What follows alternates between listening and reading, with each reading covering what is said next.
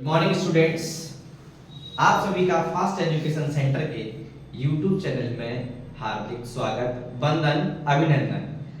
इस नए वर्ष के उपलक्ष्य में फास्ट एजुकेशन सेंटर आज से यूट्यूब क्लासेस स्टार्ट कर रहा है, तो चाहता है कि आप फास्ट एजुकेशन सेंटर को खूब ढेर सारा प्यार, ढेर सारा सहयोग, ढेर सारा सपोर्ट प्रदान करें।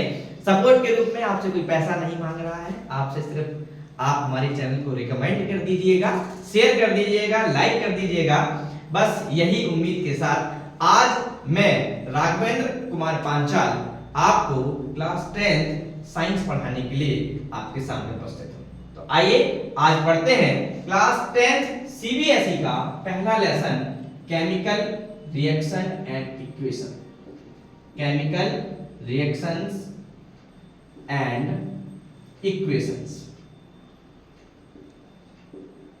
आप मेरी राइटिंग पर मत जाइएगा, मेरी राइटिंग कुछ ऐसी ही है, लेकिन हाँ, कंटेंट डिलीवरी में अगर कोई भी शिकायत हो तो आप हमें कमेंट करके बता सकते हैं, ठीक है। पहला टॉपिक है, आपके बोर्ड पर एक हेडिंग लिखा हुआ है, केमिकल रिएक्शन एंड इक्वेशंस। तो केमिकल रिएक्शन होती क्या है, केमिकल रिएक्शन होती क्या है, आइए इसको समझते हैं। हिंदी में इसको कहते हैं रासायनिक अभिक्रिया।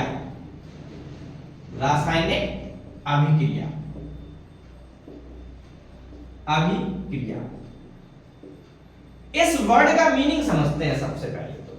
अभिक्रिया या रिएक्शन का मतलब क्या है? जब कोई दो रिएक्टेंट, अब रिएक्टेंट क्या है? जो रिएक्शन में पार्टिसिपेट कर रहे हैं। कोई दो मैटर लिए, हमने कोई एक ए लिया, कोई बी लिया।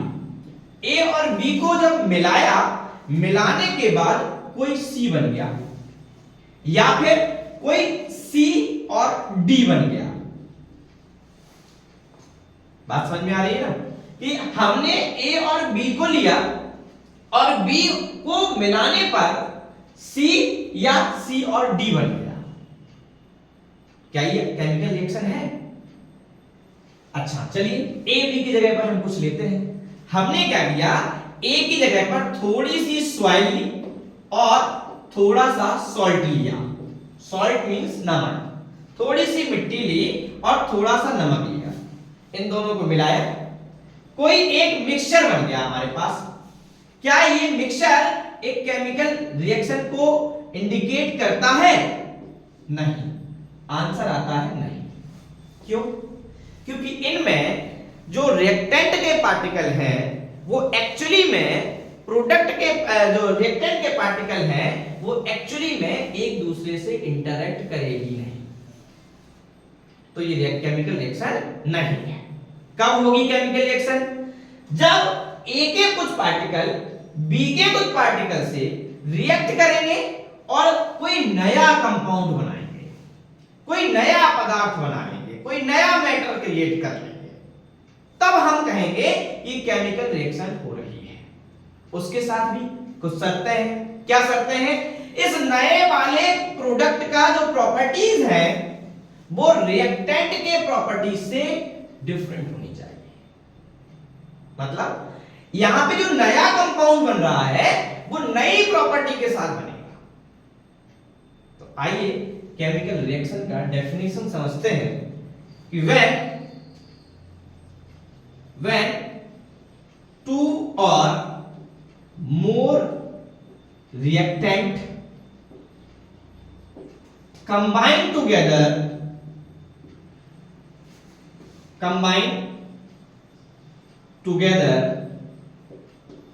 to form a new substance with new properties, then this process is called chemical reaction. This process is called chemical reaction. आई बात समझ? सर कैसे डिफरेंट होगी? कुछ एग्जाम्पल के थ्रू बताइए। आइए तो एग्जाम्पल के थ्रू हम लोग लेते हैं, इसको जरा रेस करना पड़ेगा। सभी ने नोट कर लिया हो तो मैं इसको रेज कर लूं। अच्छा चलिए मैं साइड पे लिख लेता हूं। देखिए यहां पर हमारे पास स्पेस है। हमने क्या किया कि हमने कहा कि सर हाइड्रोजन है रिएक्ट करता है विथ ऑक्सीजन टू फॉर्म बनाता है, क्या बनाता है? वाटर बनाता है। क्या बनाता है? वाटर। हमने कहा कि हाइड्रोजन रिएक्ट करता है ऑक्सीजन से और पानी बना लेता है। क्या बना लेता है? पानी। हाइड्रोजन को सभी लोग जानते हैं, इसका नेचर कैसा है? बड़े गुस्सैल टाइप का आदमी है, बहुत गुस्सा करता है, जल्दी रिएक्ट करता है, बड़ा वोलेटाइल मैटर है। कैसा है? वोलेटाइल मैटर है। ये बड़ा वोलेटाइल मैटर है और ये भी वोलेटाइल है। क्यों? क्योंकि ये दोनों ही क्या करते हैं भाई साहब? बर्निंग में हेल्प करते हैं। बर्निंग में बड़ा इंपॉर्टेंट रोल प्ले करते हैं। अच्छा जहां पर ऑक्सीजन ना हो वहां पे बर्निंग नहीं हो सकता। आप आग जलाओ और आग में अगर आप क्या करो कि लकड़ियों को एक के ऊपर एक के ऊपर एक के ऊपर एक के ऊपर एक रखते चले जाओ, आप आग नहीं लगा पाओगे जब तक उन लकड़ियों के बीच में स्पेस नहीं होगा। अच्छा उस स्पेस में क्या होगा? सराउंडिंग्स में जो एयर है वो एयर उस स्पेस को फिल करेगा और हम सभी जानते हैं एयर में 21% क्या होता है? ऑक्सीजन होता है और यही ऑक्सीजन बर्निंग में हेल्प करता है। तो हमने कहा कि ऑक्सीजन क्या करता है? जलाता है। हाइड्रोजन भी ज्वलनशील पदार्थ है, लेकिन बना क्या रहा है? वाटर। बना क्या रहा है? वाटर। आग कहीं लग जाए तो पानी डाल दो, बुझा दो। तो पानी क्या करता है? आग को बुझाने का कार्य करता है। मतलब पानी की जो प्रॉपर्टी है, वाटर की जो प्रॉपर्टी है, वो हाइड्रोजन और ऑक्सीजन दोनों की प्रॉपर्टी से कंप्लीटली डिफरेंट है।